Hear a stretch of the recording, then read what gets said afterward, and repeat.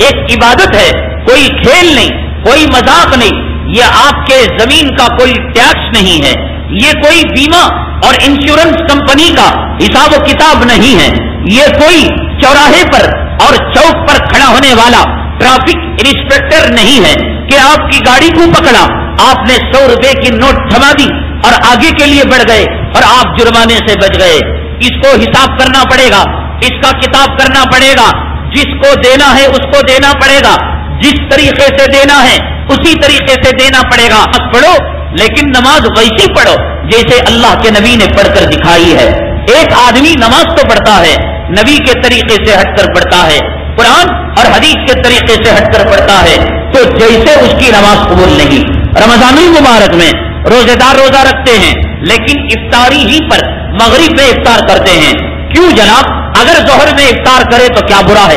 عصر میں افطار کرے تو کیا برا ہے، 5:52 پر افطاری کا وقت ہے، 5:40 پر افطار کرے تو کیا برا ہے؟ کر لے، اپنی مرضی سے کرے۔ اپنی مرضی سے روزہ نہیں ہو سکتا، اپنی مرضی کی نماز نہیں ہو سکتی، اپنی مرضی کی عبادت نہیں ہو سکتی، اپنی مرضی کا حج نہیں ہو سکتا، تو پھر اپنی مرضی کی زکات کیسے ہو جائے گی؟ لوگوں نے مذاق بنا رکھا ہے۔ اسلام کی بنیاد 5 چیزوں پر ہے، ایک توحید پر، کلمہ طیبہ پر، دوسرے نماز پر، تیسرے روزے پر، چوتھے زکات پر، 5ویں حج بیت اللہ پر۔ جیسے نماز بنیاد ہے، جیسے توحید بنیاد ہے، جیسے حج بیت اللہ بنیاد ہے، جیسے رمضان کے روزے بنیاد ہے، اسی طریقے سے زکات بھی بنیاد ہے۔ ہم انہیں مذاق بنا رکھا ہے، اوپو ہم نے اپنی محنت سے کمایا اور مشقت سے کمایا، یہ عالم لوگوں کو کام نہیں ہے، یہ سفیروں کو کام نہیں ہے، یہ بزرگوں کو کام نہیں ہے۔ ہمارے مال کا ٹیکس ہم سے پوچھا کرتے ہیں، وہاں اسٹیشنوں میں رشوت لی جاتی ہے، یہاں لائر اپنی فیس لیتا ہے، ہاسپٹلوں کے اندر بل دے دے کر تھک گئے، اور مسجد کو جاؤ تو مولوی تنگ کرتا ہے کہ مالوں کی زکات نکالو، لکھ لو اور لکھ کر رکھ لو، پلوں سے باندھ کر رکھ لو اور دل میں کندھا کر لو، ایک وقت وہ آئے گا میرے بھائی، آج اگر اپنی مرضی سے آپ زکات نہیں نکالیں گے، اللہ کے راستے میں اللہ کا حق ادا نہیں کریں گے، غریبوں کو مسکینوں کو ان کا حق نہیں دیں گے، یاد رکھ لو اللہ کی لعنت کا شکار ہو جاؤ گے، نبی کی لعنت کا شکار ہو جاؤ گے۔ یہ زندگی موت سے پہلے ایک کتے کی، ایک در در پھرنے والے درندے سے بدتر زندگی ہو جائے گی۔ مال رہے گا، مال استعمال کے لائق نہیں رہے گا، روپیہ رہے گا، روپیہ استعمال کے لائق نہیں رہے گا، غریبوں کا حق اگر کسی نے دبایا، مسکینوں کا حق کسی نے دبایا، بیواؤں کا حق اگر کسی نے دبایا، مدارس عربیہ کا حق اگر کسی نے دبایا، یاد رکھو کہ خدا کے ساتھ اگر کوئی نافرمانی ہو جائے، کوئی غلطی ہو جائے، خدا معاف کر سکتا ہے۔ اس کی مخلوق کو بھوکا رکھو گے، اس کی مخلوق کو تنگ کرو گے، اس کی مخلوق کا حق ادا نہ کرو گے، اس کی مخلوق کو مشکلات میں تکلیف دو گے، اللہ کی قسم اللہ معاف نہیں فرمائیں گے۔ ارے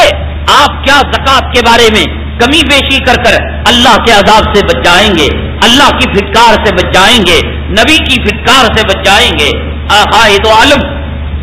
جناب محمد الرسول اللہ صلی اللہ علیہ وسلم کے دور مبارک میں ایک صاحب تھے، ان کا نام تھا ثعلبہ، آئے قریب تھے، نبی کریم جناب محمد الرسول اللہ صلی اللہ علیہ وسلم سے درخواست کی، یا رسول اللہ صلی اللہ علیہ وسلم آپ میرے لیے دعا فرمائیں، اللہ مجھے مالدار فرما دے، اللہ مجھے لکھ پتی بنا دے، اللہ مجھے کروڑ پتی بنا دے۔ لوگ مانگا کرتے ہیں نا، مانگو، اللہ سے مال بھی مانگو، اللہ سے دولت بھی مانگو، اللہ سے عزت بھی مانگو، اللہ سے دنیا بھی مانگو، اللہ سے آخرت بھی مانگو، لیکن جب مال مل جائے تو کنجوسی نہ کرنا، مال مل جائے اپنے ہاتھوں کو تنگ نہ کرنا، مال ملنے کے بعد جو ہاتھوں کو تنگ کرتا ہے، کنجوسی کرتا ہے، غریبوں کی جو آہذاری لیتا ہے، مسکینوں اور بیواؤں کی، یتیموں کی جو آہذاری لیتا ہے، ارے میرے بھائی تو اگر دعا کرے، میں اگر دعا کرے، کوئی کعبے کے خلاف کو چمٹ کر دعا کرے، کبھی کوئی آدمی نبی کے روضے کی جالی سے چمٹ کر دعا کرے، نبی کی مسجد میں سجدہ ریز ہو کر دعا کرے، کوئی ضمانت نہیں، کوئی گارنٹی نہیں کہ خدا تیری اور میری دعا کو قبول کر لے۔ اگر چاہے قبول کر لے، اگر چاہے ہمارے منہ پر پھینک دے، لیکن ایک بات یاد رکھو میرے بھائی، اگر کسی غریب کا حق مارا ہے، کسی بیوہ کا حق مارا ہے، آپ اچھا اچھا کھاتے رہے، غریب آپ کے کھانے کی خوشبو کو سونگھ کر اپنے دل سے روتا رہا، آپ کے بچے شاہانہ کپڑے پہنتے رہے، صبح میں ایک لباس، شام میں ایک لباس، دوپہر میں ایک لباس، الگ الگ کپڑے پہن کر وزیروں کے شاہانہ لباس پہن کر جاتے رہے، غریب اپنا پیون لگا کپڑا، بیوہ اور مسکین اپنے چیتڑوں کے اندر وہ عید کرتے رہے، اور انہوں نے دیکھا یہ وہ خبیث مالدار ہے جس نے اپنے مال کی زکات نہیں نکالی، اپنے مال کا حق ادا نہ کیا۔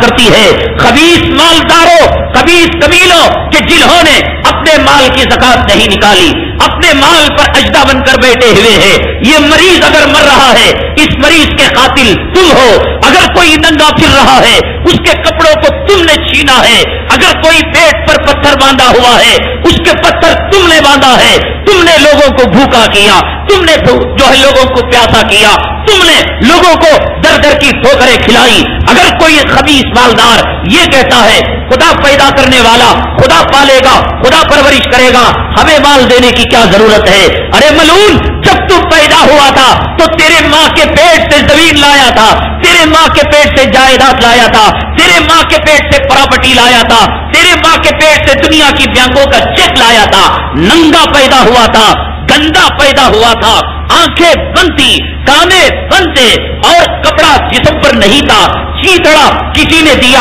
تو تیرا جسم چھپ گیا، کسی پڑوس کی عورت نے تیری ماں کے سینے سے دودھ سوکھ گیا اور تو تڑپ رہا تھا، پڑوس کی کافرہ مشرکہ یہود و نصارہ چمارن عورت کا دودھ تیرے حلق کے اندر ڈالا گیا تو تیری جان بچ گئی۔ ننگا پیدا ہونے والے، گندے پیدا ہونے والے، اندھے اور بہرے پیدا ہونے والے آج کس زبان سے کہتا ہے یہ مال میرا ہے، یہ مال تیرا نہیں، یہ مال خدا کی امانت ہے جو اللہ تبارک تعالیٰ نے تجھے دے رکھا ہے۔ آج سفیروں کو دیکھ کر چہرہ پسورنے والے اور پیشانی پر بل ڈالنے والے، غریبوں کو حقارت کی نگاہ سے دیکھنے والے اور مسکینوں اور یتیموں کو گری ہوئی نگاہ سے دیکھنے والے خبیث ان کے مال کو جمع کر کر آج تو عورت کو سونا پہنا رہا ہے، ان کے مال کو جمع کر کر آج تو پراپرٹیاں بنا رہا ہے، آج تو بچ جائے گا، آج تو کسی طریقے سے تیری زندگی گزر جائے گی، لیکن وہ خدا واحد اور وہ خدا ذوالجلال، وہ مالک یوم الدین جو دو بکریوں میں انصاف دلانے والا ہے، جو ظالم اور مظلوم میں بدلہ دلوانے والا ہے، مظلوم کو اس کا حق دلوانے والا ہے۔ بے سینگ کی بکری کو جب سینگ والی بکری نے دنیا میں مار دیا، خداوند قدوس قیامت کے دن اس کو سینگ عنایت کریں گے اور کہیں گے کہ جتنے سینگ اس نے مارے اتنی مرتبہ مار دو، جو خدا بکریوں سے ان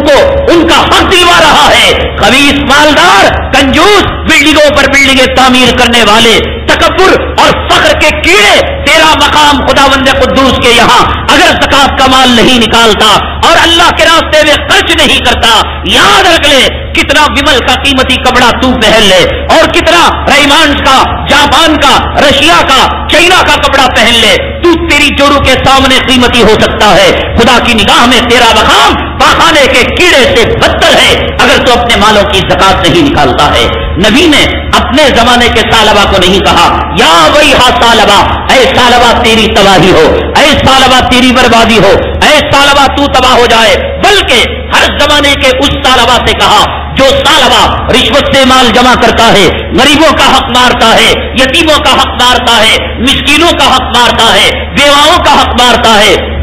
ناداروں کا حق مارتا ہے۔ یا ویھا سالبہ، 14ویں صدی کے سالبہ، بنگلور کے سالبہ، کرناٹکا کے سالبہ، شیواجی نگر کے سالبہ، کمرشل کے سالبہ، یم جی روڈ کے سالبہ، یا ویھا تیری تباہی ہو، تیری بربادی ہو۔ نبی نے زکات نہ نکالنے والے سالبہ کی تباہی چاہی، بربادی چاہی، خدا کی قسم میرے بھائی، نبی نے بد دعا کر دی ہو، نبی نے بربادی چاہی ہو تو تیری ماں تیرا کھویا ہوا مقام نہیں دلا سکتی، تیرا باپ تیرا کھویا ہوا مقام نہیں دلا سکتا. 15 مسجدوں کا چودھری بن جا, 18 انجمنوں کا صدر بن جا, اور کئی ایکڑ زمین کا کروڑ پتی اور اس کا تو پراپرٹی کا آنر بن جا. اللہ کی قسم نبی کی بددعا لگ جائے, نبی کی آزاری لگ جائے اور نبی کے بربادی کے جملے لگ جائیں, اللہ کی قسم اس کی زندگی موت سے پہلے بدتر ہو جائے گی, تباہ ہو جائے گی.